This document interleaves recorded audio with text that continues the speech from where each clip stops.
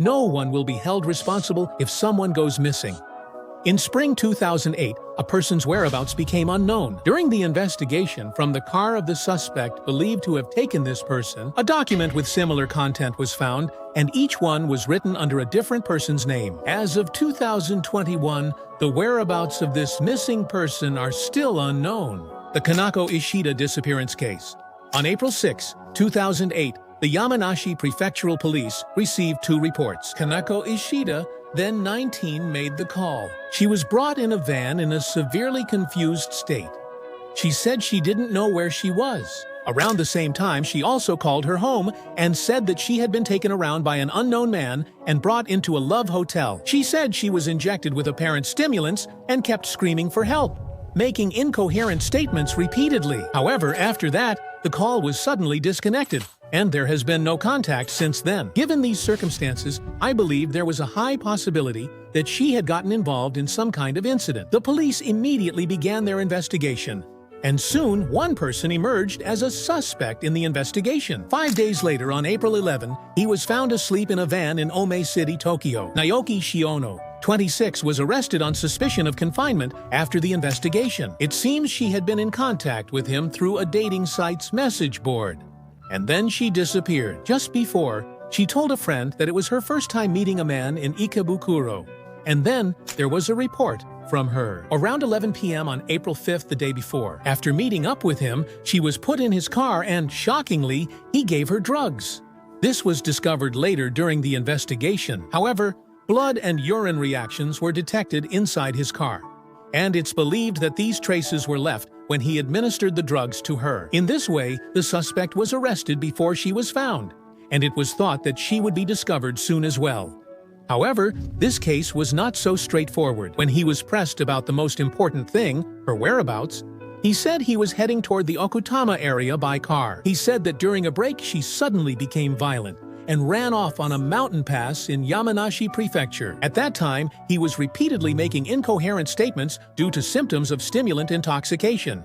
And this was the only information we could get. About a week later, on April 13, relying on just a few clues, the Metropolitan Police began a public investigation and conducted a major search in the forests of Yamanashi City, Yamanashi Prefecture. Then, on the following day, the 14th, her boots, shoulder bag, and tote bag were found in the forests of Yamanashi City. There were no signs that the contents of the bags had been rummaged through, but only her cell phone was missing. Despite continued intensive searches, they were unable to find her. They wanted to gather any information about her, no matter how trivial. The police interviewed her family and close acquaintances. As a result, her classmates described her as quiet. However, interviews with her parents revealed a different, hidden side of her. It turns out that she had been using drugs even before this incident occurred. In fact, when her room was searched, marijuana was found. Furthermore, it has also been revealed that when the two met and interacted, it wasn't just because their goals matched. They didn't decide to use together. Here, use together refers to the context of exchanging drugs. I learned marijuana she used was found at her home. Her family said they had suspected it, but they couldn't stop her. In fact, the neighbors also sensed something was wrong with her, and then she went missing. They said they saw her a few days ago, and she looked very thin. Even though the police gathered various information about her, they couldn't find her whereabouts, or even figure out which path she took. They still don't even know that. The search is still ongoing even now. Her whereabouts are completely unknown. In other words, one possibility is that this is the current situation where her whereabouts have become unknown. There is a theory that Shio killed her and tried to cover it up. The investigation continues from that angle, but no evidence is found.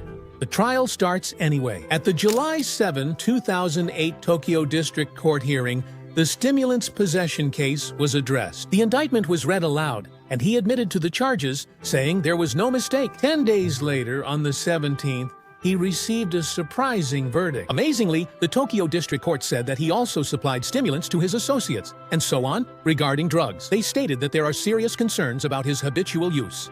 However, they also mentioned that he is reflecting on his actions and has vowed never to use drugs again. He received 2 years in prison with a 4-year suspended sentence and was found guilty. After hearing this, You may have already realized that this verdict was for violating the Stimulants Control Act.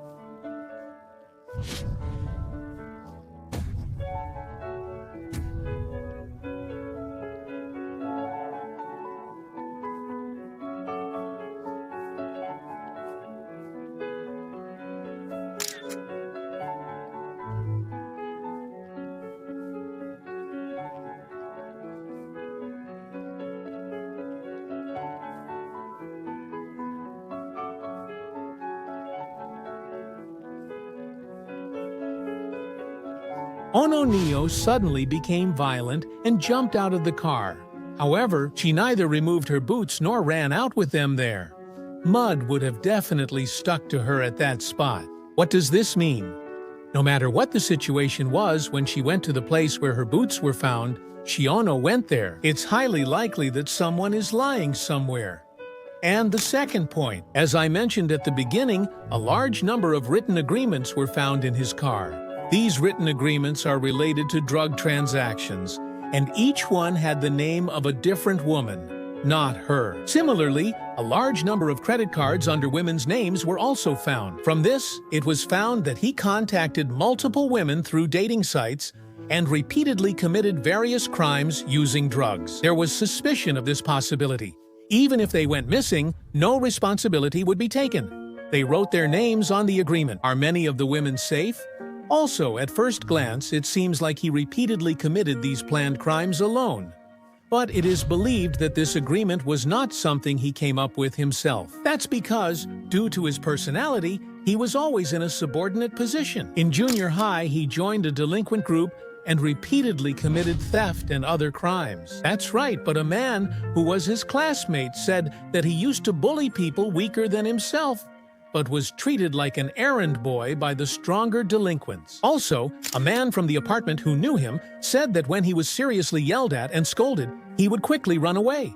He acted tough, but he was quick to escape and didn't have much guts. Because of his personality, there are suspicions that someone might be manipulating him from behind the scenes. And the final mystery supports that suspicion. That is the fact that when she called the police, she said she was being taken around by two men. It was concluded that a single perpetrator committed this case, with no evidence of another person involved. Was the pair of men just a hallucination she saw?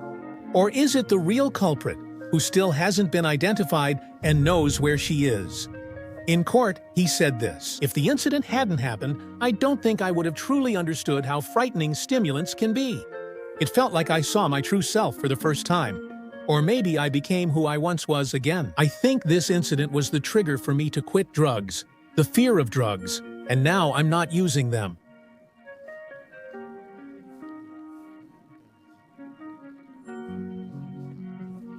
She knew about her, and she knew about him. And when she knew about her, she also knew about him. And when she knew about her, she was thinking about her. And when she knew about him, when she was thinking about her... Well then, that's all for today. Thank you very much for watching.